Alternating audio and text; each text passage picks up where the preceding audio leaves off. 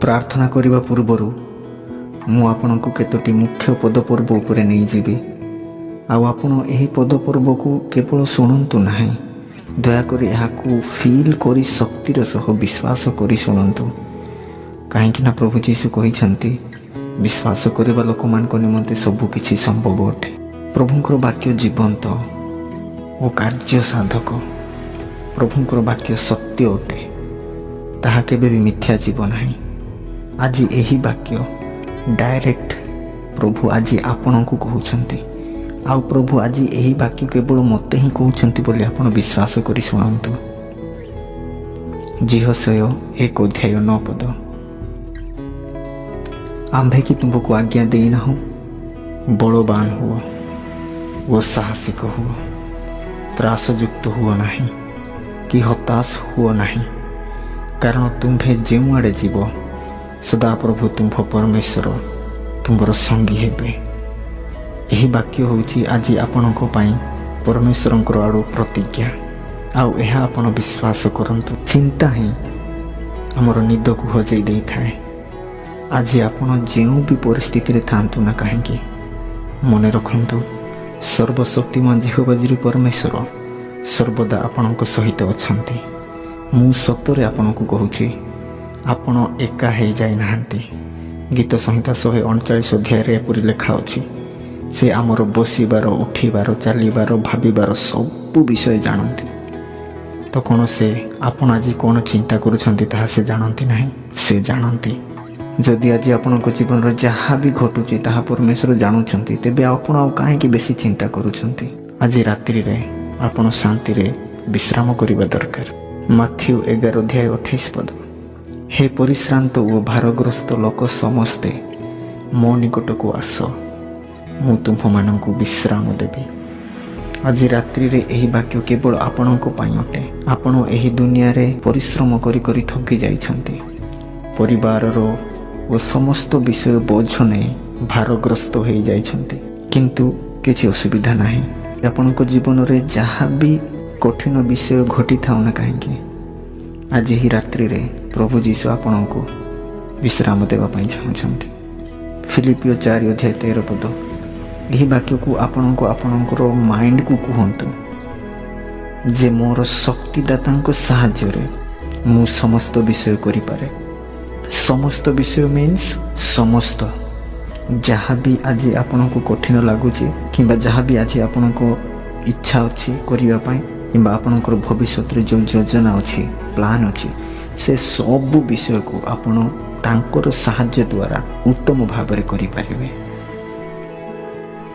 प्रार्थना करिबा। हे पराक्रांत प्रेममय परमेश्वर, आज मु जीवित थिबारु तुमको धन्यवाद दउछि। आज दिन रे जदि मु किछि भूल करि थाए, किछि पाप करि थाए, तेबे मते क्षमा करि दियो। आ मु मो हृदयर सह समस्त विषय पाई तुमको धन्यवाद दउछि। आज तुमर समस्त सुरक्षा पाई, तुमर समस्त आशीर्वाद पाई, तुमर समस्त प्रेम जत्न पाई, तुमर समस्त क्षमा पाई, समस्त विषय पाई मु तुमको धन्यवाद दउछि पिता। आज यही रात्रि रे अनेक लोक समस्या रे अछंती। केतेक लोक मेडिकल रे, केतेक लोक बंदीगृह रे, केतेक ट्रेन रे, सहर रे, ग्राम रे, विभिन्न लोक मानकर विभिन्न समस्या आज रात्रि रे रही अछि। प्रभु से सब लोक मान को पाई प्रार्थना करुछि, से मानकर मंगल कर, से मान को सहाय्य कर। प्रभु आज मो जीवन रे कोनोसी बहुत बड़ समस्या घटी नाही, सेति पाई मु तुमको धन्यवाद दउछि। मोर परिवार भल रे थिबा पाई मु तुमको धन्यवाद दउछि। प्रभु आज मु जहाँ भी कली मो द्वारा जेतिकी संभव हबो ताटू अधिक मु बहुत भल भाव में करिया पाई चेष्टा कली। प्रभु तुम दयारु मु आज बहुत संतुष्ट अनुभव करुछि। मोर मन मध्य शांति अच्छी। आ मु एबे वर्तमान तुम सह समय बिताउछि बोली मते बहुत रिलैक्स फील होउछि। गोटे विषय मु मो जीवन रे शिखिछि प्रभु, जे ही पृथ्वी रे केबे भी समस्या सरीबो नाही, काहेकि ना एहा होछि पृथ्वी स्वर्ग नुह। सेथि पई से स्वर्गर अन्वेषण रे अछि प्रभु, आ से स्वर्गर अपेक्षा रे अछि। मो जीवन रे जेतिकी भी समस्या थाउ ना काहेकि तुमे मो सह अछ, सेतिकी मो पई यथेष्ट। ଆଉ ପ୍ରଭୁ ତୁମେ ମୋତେ ପ୍ରତ୍ୟେକ ଦିନ ଉତ୍ତମରୁ ଉତ୍ତମ ମୂଲ୍ୟବାନ ବ୍ୟକ୍ତି ମୋତେ ବନଉଛ, ସେଥିପାଇଁ ମୁଁ ତୁମକୁ ଧନ୍ୟବାଦ ଦେଉଛି। ପ୍ରଭୁ ମୁଁ ଜାଣେ ତୁମେ ମୋ ପାଇଁ ଅଲଗା ଯୋଜନା ରଖିଅଛ, ସେଥିପାଇଁ ମୋର ଆଜି ପରିସ୍ଥିତି ଅଲଗା, ମୋର ଭାବନା ଅଲଗା ହେଇଯାଇଛି, ମୁଁ ଅଲଗା ପ୍ରକାରର ବ୍ୟକ୍ତି ହେଇଯାଇଛି। ପ୍ରଭୁ ମୁଁ ଜାଣେ ମୋ ଜୀବନରେ ଯାହା ବି ଘଟେ ତାହା ତୁମ ଅଜଣାତରେ ନୁହେଁ। ଆଜି ମୋ ଜୀବନରେ ଯାହା ବି ସମସ୍ୟା ଅଛି, ଦୁଃଖ ଅଛି, ଏହି ସବୁଦିନେ ମୋର ଉତ୍ତମ ଜୀବନର କାରଣ ହେବ। ତୁମେ ଯାହା ବି ମୋ ପାଇଁ କର ତାହା ମୋର ଭଲ ପାଇଁ ହିଁ କର। ପ୍ରଭୁ ମୁଁ ତୁମକୁ ପ୍ରେମ କରେ। ନିର୍ମାଣ କରୁଥିବା ତୁମର ସମସ୍ତ ଲୋକମାନଙ୍କୁ ମୁଁ ନିଜ ପରି ହିଁ ପ୍ରେମ କରେ। ଯେଉଁମାନେ ବି ମୋ ସହ ମନ୍ଦ କରିଛନ୍ତି ସେମାନଙ୍କୁ ମୁଁ ହୃଦୟ ସହ କ୍ଷମା କରୁଛି ପିତା। ଯଦି ମୋ ଦ୍ୱାରା କିଛି ଭୁଲ ହେଇଯାଇଛି ତେବେ ମୋତେ କ୍ଷମା କରି ସାରିଛ ବୋଲି ମୁଁ ବିଶ୍ୱାସ କରୁଅଛି।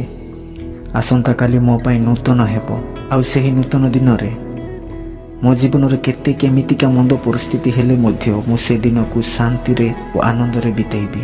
ଆଜି ମୋ ପାଖରେ ଯାହା ବି ଅଛି ସେ ସବୁ ବିଷୟ ପାଇଁ ମୁଁ ତୁମକୁ ଧନ୍ୟବାଦ ଦେଉଛି।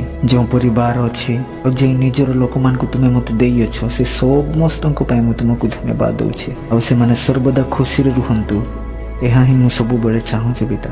ଆଜି ମୋ ଜୀବନରେ ପରିବାରର ସମସ୍ୟା, ଫାଇନାନ୍ସିଆଲ ପ୍ରୋବ୍ଲେମ୍, ଭବିଷ୍ୟତର ସମସ୍ୟା, ମୋର ଶରୀରର ସମସ୍ୟା, ଏହିପରି ବହୁତ ଚିନ୍ତା ଅଛି। ଆଉ ପ୍ରଭୁ ମୁଁ ଜାଣେ ଚିନ୍ତା କରିବା ଦ୍ୱାରା ମୁଁ କିଛି ବି ବଦଳାଇ ପାରିବି ନାହିଁ। ପ୍ରଭୁ ମୁଁ ତୁମ ସମ୍ମୁଖରେ ନିଜକୁ ନମ୍ର କରୁଅଛି ଓ ପ୍ରାର୍ଥନା କରୁଅଛି ଓ ମୋର ଚିନ୍ତାର ସମସ୍ତ ଭାର ତୁମ ଉପରେ ପକାଉଅଛି, କାହିଁକି ନା ତୁମେ ମୋ ପାଇଁ ଚିନ୍ତା କର। ଆଉ ତୁମେ ଯାହା ବି କର ତାହା ମୋର ଭଲ ପାଇଁ ହିଁ କର। ଆଉ ବର୍ତ୍ତମାନ ମୁଁ ଏବେ ଶୋଇବା ପାଇଁ ଯାଉଛି ପିତା। ଆଉ ଶୋଇବା ପୂର୍ବରୁ ମୋର ମନ, ପ୍ରାଣ, ଆତ୍ମା ଓ ମୋର ପରିବାର ସମସ୍ତ ବିଷୟକୁ ମୁଁ ତୁମଠାରେ ସମର୍ପଣ କରୁଛି। ଆଉ ବିଶେଷ ଧନ୍ୟବାଦ ଦେଉଛି ଆଜିର ଏହି ଶାନ୍ତିମୟ ରାତ୍ରି ପାଇଁ। ସମସ୍ତ ବିଷୟ ପାଇଁ ତୁମକୁ ଧନ୍ୟବାଦ ଦେଇ ଯୀଶୁଙ୍କ ନାମରେ ପ୍ରାର୍ଥନା କରୁଛି।